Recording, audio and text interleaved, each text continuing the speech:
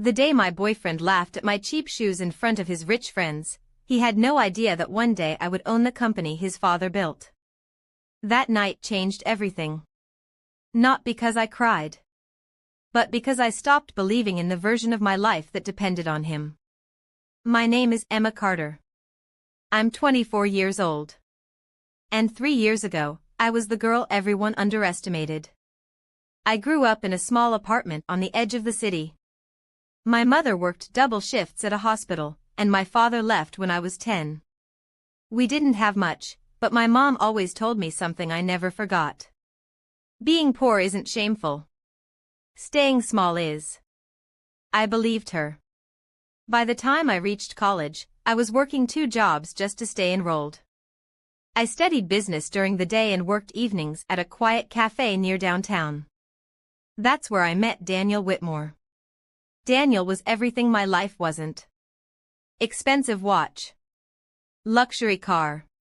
Confident smile. He was the son of one of the richest businessmen in the city. His family owned Whitmore Industries, a massive tech company everyone recognized. At first, I thought our worlds were too different. But Daniel didn't seem to care. He started visiting the cafe more often. He'd sit at the counter, talking to me about college, business, and dreams. Slowly, he made me feel like the gap between our worlds didn't matter. Within months, we were dating. For a while, I believed the fairy tale. Until the night he invited me to a party at his parents' mansion. That was the night I learned something painful. To Daniel's friends, I wasn't his girlfriend. I was the poor girl he brought for entertainment. And before the night was over, they were all laughing at me. Daniel's parents' mansion was bigger than any place I had ever seen. Crystal chandeliers hung from the ceiling. Expensive cars lined the driveway.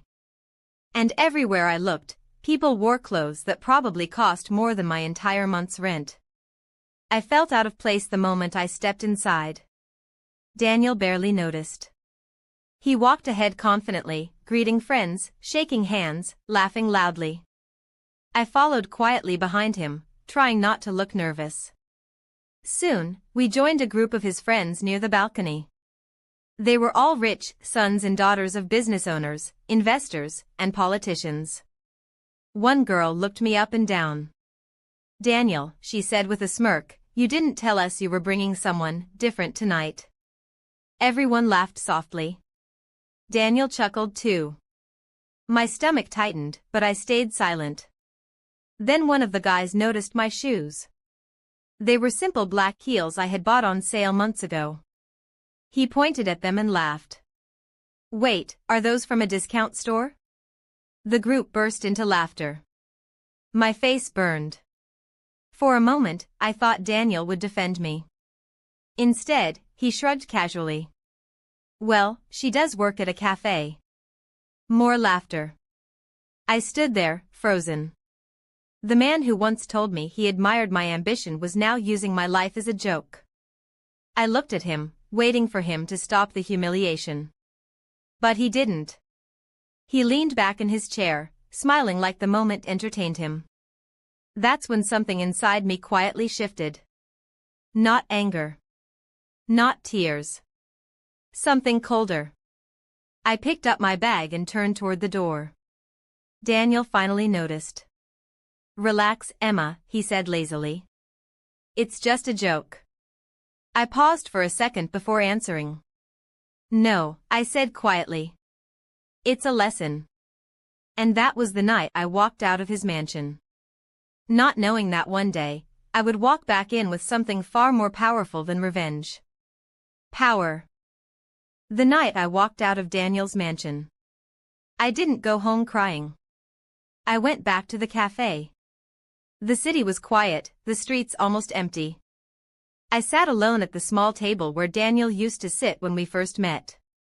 For the first time, I replayed everything in my mind. The laughter. The looks. The way Daniel didn't defend me. That night, I made a promise to myself. I would never again stand in a room where people believed I was less than them. The next morning, I started changing my life. I worked harder than I ever had before. During the day, I focused on my business classes. At night, I worked extra shifts at the cafe. I saved every dollar I could. While other students went to parties, I stayed in the library studying companies, investments, and startup strategies. I became obsessed with one idea. Power. Not the loud kind Daniel's friends showed off. The quiet kind that grows when no one is watching. 2 years later, an opportunity appeared. A small tech startup near downtown was looking for interns. The company was struggling but had one thing I believed in, a brilliant software idea no one had noticed yet. Most people ignored it. I didn't. I joined the company as the lowest intern on the team. The hours were brutal. The pay was almost nothing. But slowly, the company began to grow. Investors started paying attention. New clients appeared. And the tiny startup I believed in began turning into something powerful. By the time I turned 27, the girl who once served coffee at a cafe was no longer invisible. I had become one of the company's youngest partners. And that's when something unexpected happened. One evening during a board meeting, a new business opportunity appeared on the screen. A struggling tech company looking for investors. The name on the file made my heart stop for a moment. Whitmore Industries. Daniel's family company. And suddenly, the past wasn't in the past anymore. For a moment, I thought I had read the name wrong. But the screen still said the same thing. Whitmore Industries. Daniel's family company. The same company his father once proudly called untouchable. Apparently, it wasn't anymore. The financial report explained everything. Over the past 2 years, Whitmore Industries had started losing investors. Their biggest software product had failed, and several competitors were slowly taking their place in the market. The once powerful empire was quietly weakening. Our company saw it as an opportunity. Buying Whitmore's technology division could be profitable, one board member said. Everyone began discussing numbers, strategies, risks. But I wasn't thinking about business. I was thinking about that night in the mansion. The laughter. The humiliation. Daniel's careless smile. For a second, I wondered if this was coincidence. Or karma. Then the CEO turned to me. Emma, he said, you've been analyzing this company longer than anyone here. What do you think? The room went silent. I took a slow breath before answering. I think Whitmore Industries is weaker than it looks, I said calmly. A few executives nodded.